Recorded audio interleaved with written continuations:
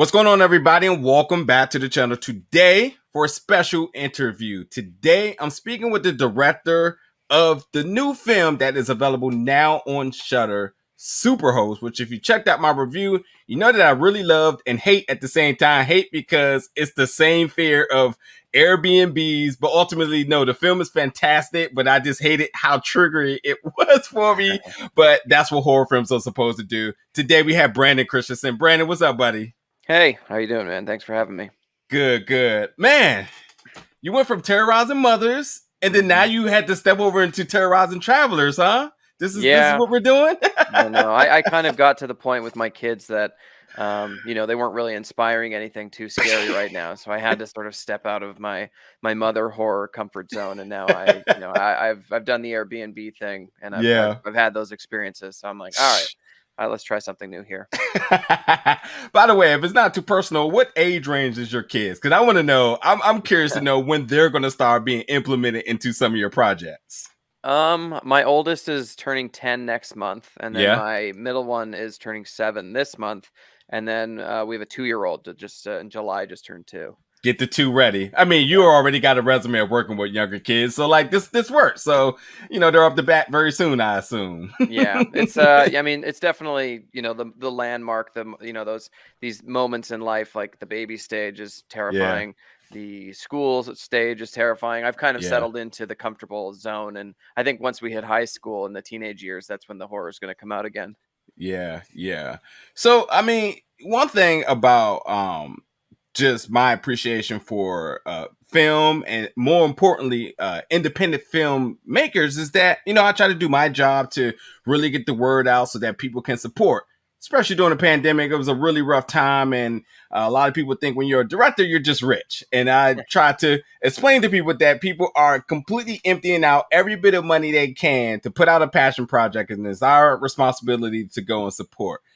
But there's one little caveat with you, I have to say. It has to feel, and this is not a paid advertisement, folks, regardless of what you see on my shirt, but it has to feel a certain level of comfort knowing that Shudder values you so much, because you have had a few different projects that they picked up. As I know, they were super high on this film. So does this kind of give you a little bit of we'll use the word swag in going into your next project, knowing that there's a good chance you're going to get distribution? I think that's a really good question, because getting distribution is such a key thing to making an indie horror film, or any film really. It's so I mean, I've been super fortunate to build a relationship with Shudder.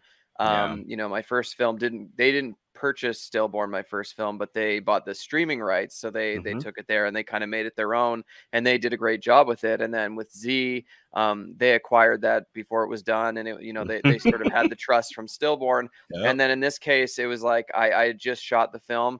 I'd started editing it, and I reached out to them. I was just like, "Hey guys, I've got this film, blah blah blah." I showed them a little teaser of it, and they were like, "Yes." And we worked on a deal, and it worked out great. And I totally realized that it is kind of like a safety net, where I can kind of take some different choices with the films and stuff like that. Like, I didn't have to do another mother horror film. I was able to do something, a little bit different, a little bit more fun, but have the confidence that, I could go back to my Shudder family kind of thing. So, I mean, I would say, it's a blessing to be able to have them, because they've kind of, I can't think of my career without Shudder. And so it's just been a nice kind of, it's a great partnership, I think. Yeah, love to hear it. And I think that me as a fan, you can ensure that, something else is going to be coming soon. They're only going to get better and better and better. Totally. And like you said, it is a risk. A lot of people have put out amazing projects that didn't get picked up. And, that has to be deflating, and for you to know that, hey, I do have a home where I know there's a certain level of confidence that I can, really tap into my creative juices and put out the next thing. And that's why I'm already looking forward to seeing that, because I see what your scheme is here. You tend to look for the most unconventional themes and really like tap into it. And I have to say, much like yourself, I am completely traumatized by the miniseries when I was younger. Nice. How old are you? I'm 34. Okay, so we're pretty similar age. I'm 36, so yeah, I don't know why I was able to see it when I saw it, but my dad is a big Stephen King fan, and for Yeah. some reason I just watched it, and yeah, it totally destroyed me for years and years. So, um, Yeah. yeah, it's just one of those things, and then it's just part of your life. I Yeah.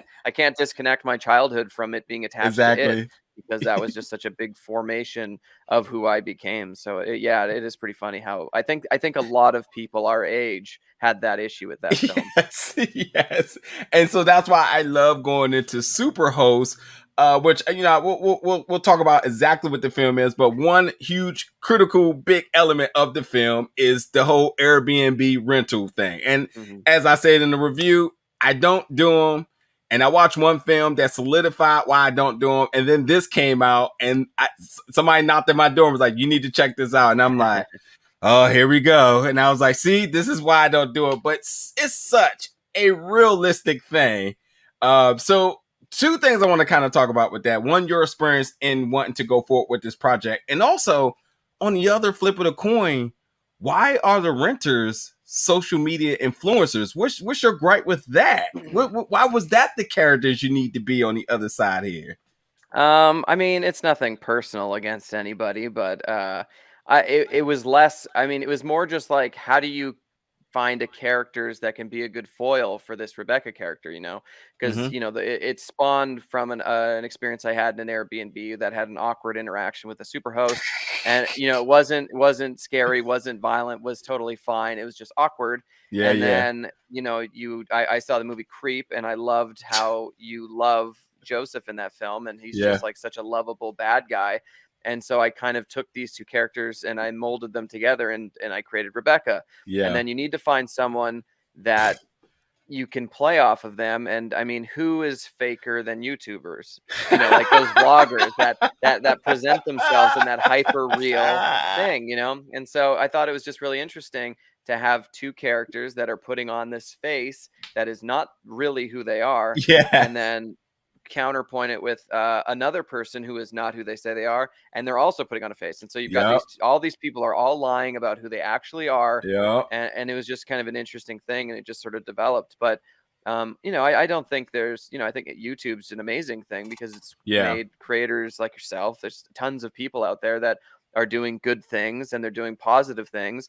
But then there is also the subset of people that have gotten popular off of exploiting people, Yep. and I think that that's really bad. Like Yep. doing jokes, doing pranks, whatever is fine if the participants are willing, Yep. but if they're not and you're just exploiting them for clicks, whatever, I think that's really, really, really dark. And so that was kind of who I was really kind of going after here with them. Because once I Yeah. see this Rebecca character, it's like, oh, she's weird.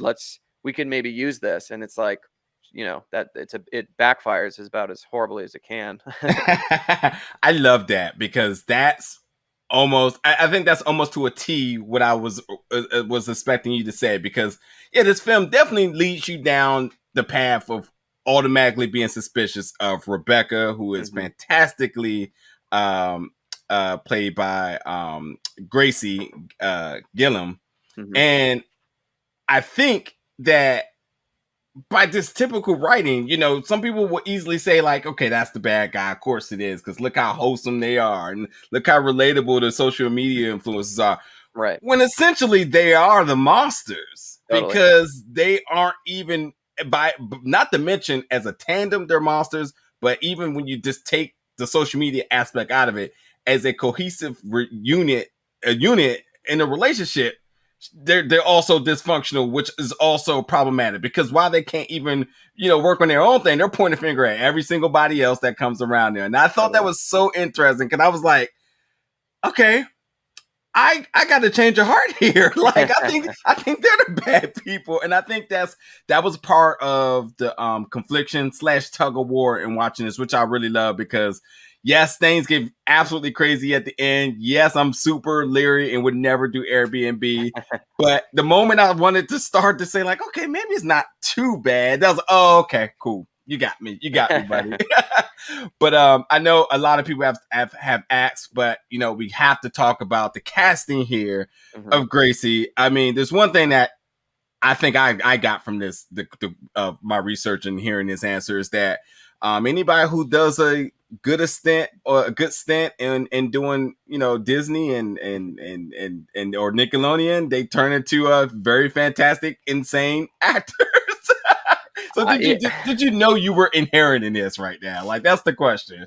Yeah, I mean, that was the big thing that stuck out when I saw her body of work when I first met her, because it was just like that, that idea of putting on that performance and elevating yourself and who you are to present yourself. Because I mean, especially with Disney or Nickelodeon, like you said, you have to, it's for kids and stuff. It's not, you've got to present a very PG, very, perfect version of yourself, because they've got Disney princesses.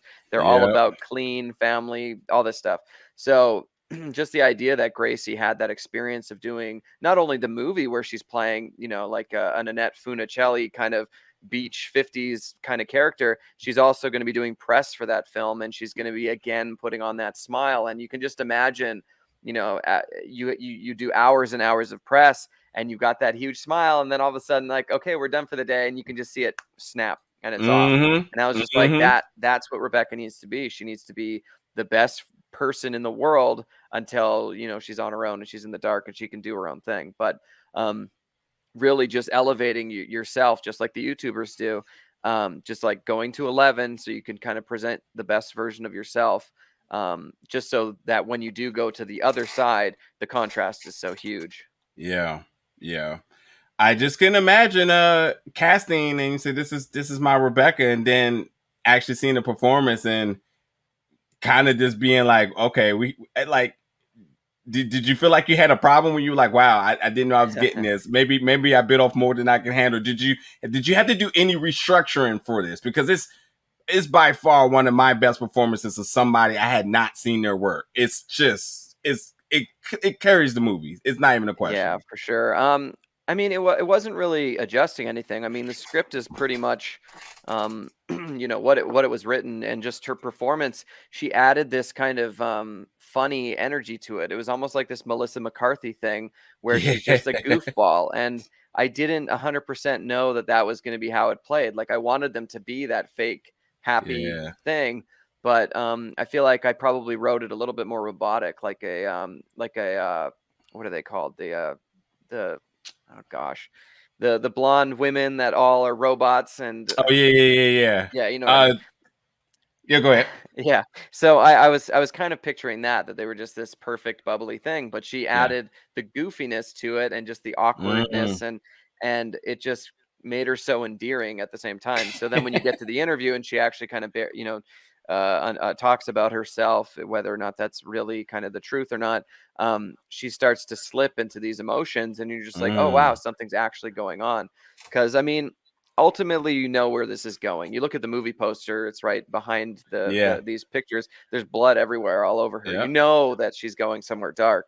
So if you can kind of string along the audience to just make them question the why, I think that we've done our job with her, and so I think that was kind of the fun part, was just to find those levels so that we could play with, that get you to the point where you do like her, and so when she snaps, you're either going to like her and continue, or you're not, and you're just going to be, who knows if you enjoy the film, because you need to like her when she's doing these horrible things. Yeah, and I do want to give love to Sarah and Osric, because at the same time too, they're also playing the role of the viewers. I mean, essentially, we are kind of, much like they're suspicious of her, we're suspicious of her, and they have to have relatable factors outside of the social media stuff, but they have to have relatable factors to the responses to some of the things that's happening, like the intrusion of space. I mean, I was definitely like, okay, we got to go. Actually, and that's why I love Osric as Teddy, because he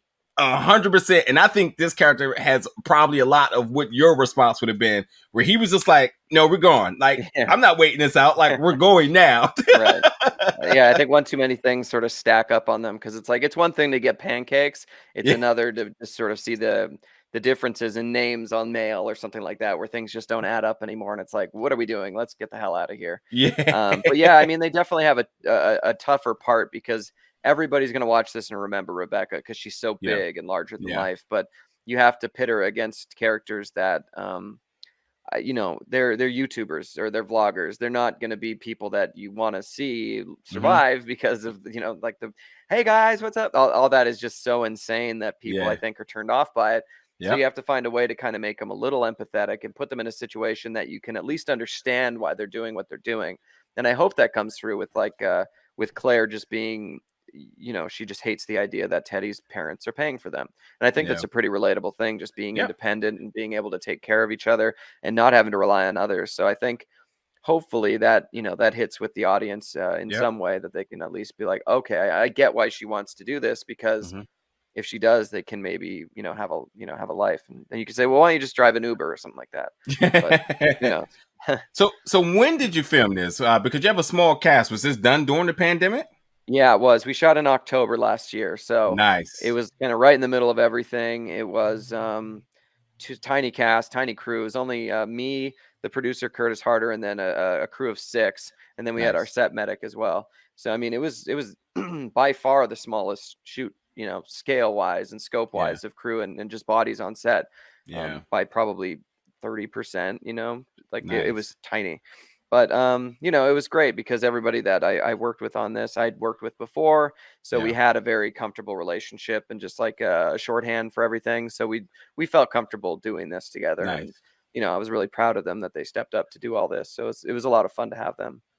And beautiful location too. The set. I mean, yeah, I feel you. I would have probably wanted to rent something like that out too. But here we go again. Is the whole draw me in, the draw me back out. Right.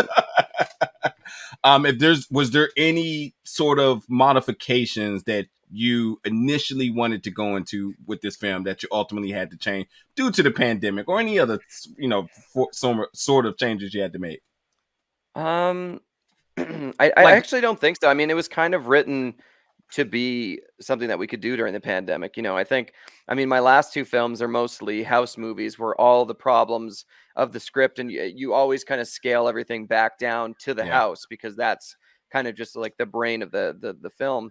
So it was definitely something that I've done before, where you just find a way to make it small and keep it contained to this one spot. So yeah, I don't think anything really changed. I mean, I wrote it for another house that I found first that was up in the area. But it was, it was a very modern, very open concept. It was hmm cool. It was very sterile and cold, and I hmm think didn't have the character that the house that we have um, does. So I think it was a blessing in disguise when the owner of that kind of just bailed on me, and I was able to move to this one. So I had to kind of rewrite stuff, but in general, it everything kind of translated for me. That's good. Good. Glad to hear that this was an easy breezy. I mean, obviously there's some Hmm. technicalities in anything you do, but seemed to be pretty straightforward in a, Yeah. like, again, very strange times during the pandemic. So two other questions I kind of want to ask to one, going forward here. Oh no, wait, before I forget, because I Mhm. almost forgot about the biggest thing I wanted to ask. I know it's released on Shudder. Are we looking at any type of digital? Excuse me, any Blu-ray or DVD format? Because I'm super curious to know what did not make the film. Um, Honestly, not much. The biggest thing was that we reshot scenes while we were shooting. We were the biggest issue we had while filming was just trying to track Claire and just try and keep her as likable as possible. I think the script was a little bit more direct with her, and she was kind of a little bit more intense. And so, Mm, like the biggest example I can think of is after the house tour early on, and it cuts to the explosion of cats and stuff like that. She goes out onto the balcony, and they have kind of a soft moment where she lets Teddy in, just like, what if we've peaked? And she's just concerned about their channel and stuff. That wasn't in the draft that we started shooting with. And we actually shot a previous scene where she was just like, the upload speed was so slow that she was just losing her mind about that. And she just, and he tried to try and calm her down, but she was just like so frustrated with it because of the, her channel's issues. And she just kind of stormed off, and we shot it, and it was just like, this is too much. We're at yeah, like the 12-minute mark. We need to soften her up, because up to this point, she's been very, very focused on this one thing. So yeah, we need to start letting the audience in and let her have kind of a quiet moment where she can kind of tell us and tell Teddy what is actually going on. So I was lucky that we all kind of were able to have that ability to change things. And that is the benefit of being in the same location the whole time too, because you can kind of go, oh, this isn't working. Let's go back and fix the scene. And you know exactly what you need to do. So you just do it, pretty efficiently. You're not finding it because you already know what it is. Yeah. Yeah. Awesome. Awesome. And this is a question, everybody wants to know is what's next, but not only what's next, if you can talk about it, how do you kind of navigate through the world, through society, and decide what topics deserve to become a film? Because I think doing Airbnb is a really good, interesting one. I mean, to be honest, I think there's like a lot of room left in this subgenre of horror Totally. to really get some more out of it. But I mean, obviously, there's things like the pandemic happening and whatnot. I know you were the executive producer on Spiral, which was one of my favorite movies of last year. Was it last year? Time is it came out. Sometime last year. I think in September.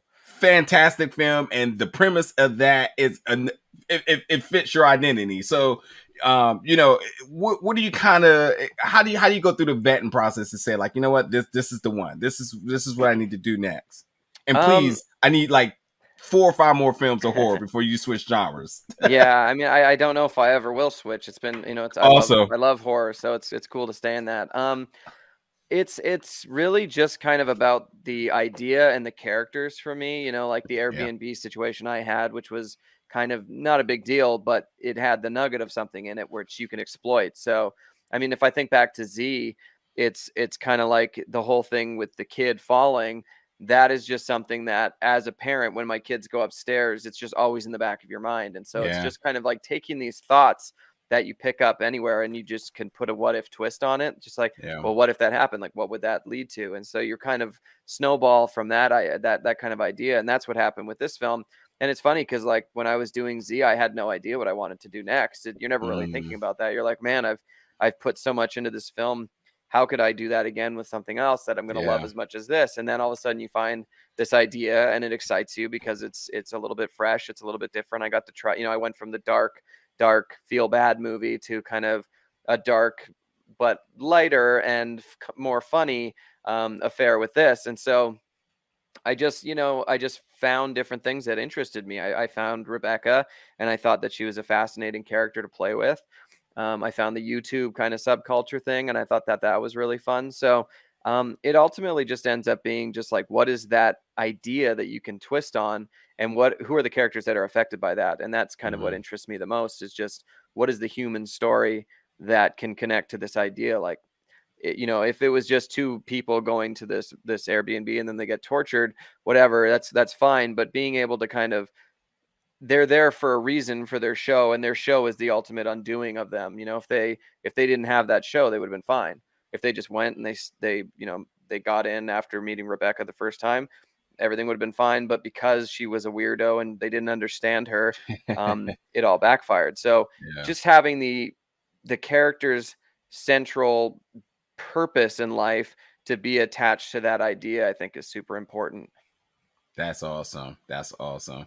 I'd be curious to know, when you talk about things that we kind of grown or taken a liking to over the last few years, and then the pandemic came through and we had to make a few other adjustments, such as, getting things delivered now, and then the idea of social distancing, and before that I thought, like, Ubers were something I was kind of like, well, how does this work? And I just think there's just so many crazy different ideas that a lot of people just tend to like kind of overlook. And then stuff like this is kind of like, yeah, but like you said, this is a weird situation. I don't know. You don't know me. I'm kind of living in your house. So it's funny because we're such like a divided society where we don't trust anybody, but we're willing to just put our trust into these total strangers in these very personal situations, like getting in a car, getting in a house. It's really funny just that we can turn that side of our brain off just for these things because they're convenient.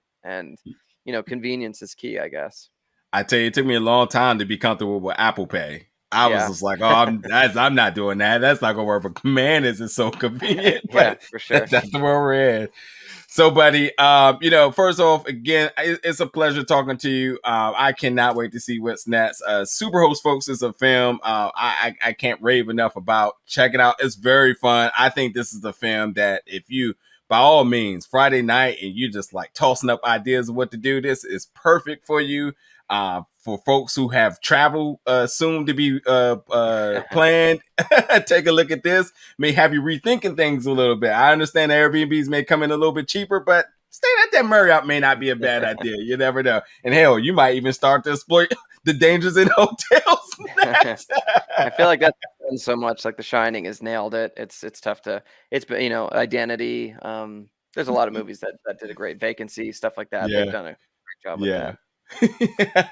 Well, definitely. Again, like I said, it's been a pleasure talking to you, and we'll keep an eye out for what's next. And as folks, as always, definitely jump in the comments. Let us know your thoughts about this and the movie. Once you check it out, keep an eye out on his upcoming project, because I can assure you, if you haven't seen this, do so, and also go back and check out his other projects, because it's more. I'm starting to realize it's more like of a psychological thing that you kind of work with, right? But hey, it works and I love it. So, but yes, folks, thank you so much for tuning in for this. And I'll see you around for more interviews and reviews very soon. Thank you for tuning in.